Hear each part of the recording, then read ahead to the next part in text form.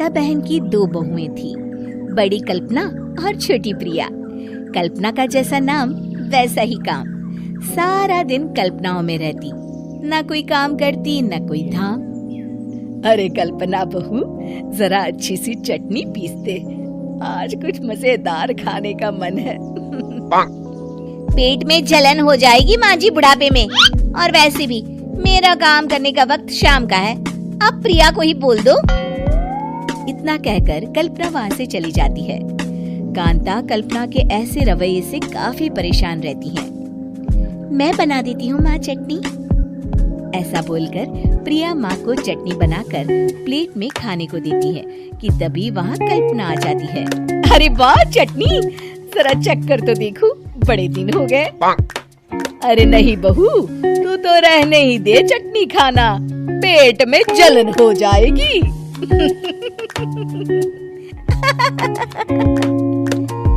इतना कहकर कांता और प्रिया दोनों हंसने लगते हैं। कल्पना सारा दिन या तो मोबाइल में यूट्यूब देखती या फिर सोती रहती। उसका कमरा भी बिखरा और गंदा रहता। एक दिन कल्पना का पति अशोक उससे कहता है, अरे कल्पना, जानवर भी उस जगह को साफ कर लेता है जहाँ वो बैठता है, तुम तो इंसान हो, कैसे इतने गंदे कमरे में रह लेती हो?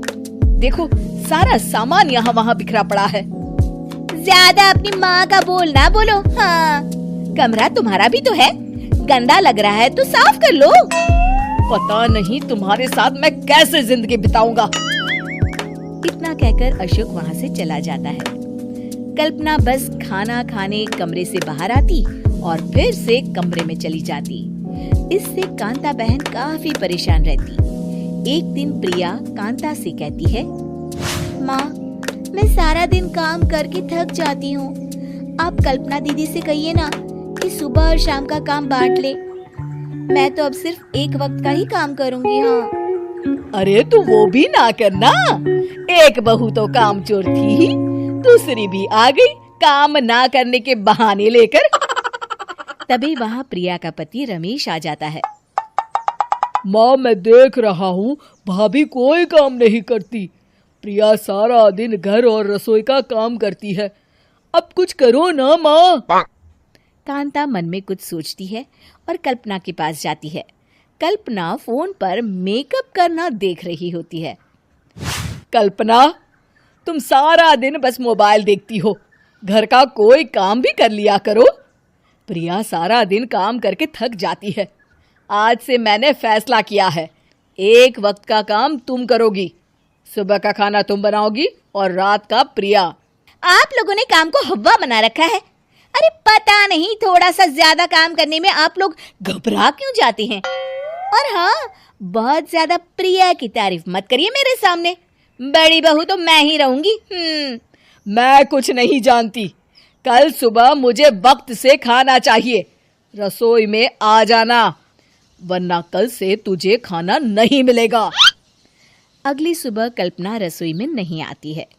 वो देर से सोकर उठती है और बाहर आकर कहती है, अरे भूख लगी है, आज खाने में क्या है? इतनी देर हो गई, आज किसी ने मुझे उठाया भी नहीं, पता नहीं कहाँ है सब। कल्पना को घर में कोई नहीं दिखता। वो रसोई की तरफ जाती है जहाँ बड़ा सा ताला लगा होता है। अरे रसोई में ताला! ओ, मैं तो भूल ही गई थी। माँ ने आज से सुबह का खाना मुझे बनाने को कहा था। हे भगवान, इतने लोगों का खाना बनाना क्या आसान है? तभी घर के सारे सदस्य बाहर से वापस आते हैं। वाह माँ जी, मजा आ गया छोले भटूरे खाकर। मेरे मुंह में तो अभी भी स्वाद आ रहा है। अरे कल्पना, तेरे भरोसे रहते तो हम तो भूखे ही रह जाते। कल्पना को बहुत गुस्सा आ जाता है। अब बहुत हो गया, आज से मैं अपनी रसोई अलग कर रही हूँ, मैं अपना खाना खुद बना लिया करूंगी। कल्पना अपनी रसोई अलग कर लेती है, पर आए दिन उसका देर से उठना और काम न करने की आदत से वो भूखी ही रह जाती थी। उसी के सामने घर के लोग अच्छे अच्छे पकवान खाते और कामचोर कल्पना को जैसे तैसे ही खाना बनाकर खाना पड़ता। पर एक दिन तो हद ही हो गई। माँ, दीदी आज सुबह से कमरे से बाहर नहीं निकली, हमें जाकर देखना चाहिए। सो रही होगी काम चोर कहीं की, पर तुम कहती हो तो चलो देख लेते हैं उसे। कल्पना कमरे में पेट पकड़कर बैठी होती है। हाय मेरा दर्द, पेट दर्द के मारे मर रही हूं मैं।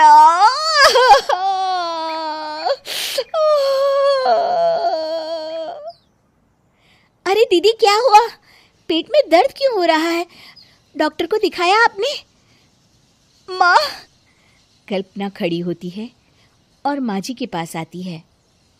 मुझे माफ कर दीजिए, अब से मैं सारे काम में मदद करूंगी, कभी आलस और काम चोरी नहीं करूंगी।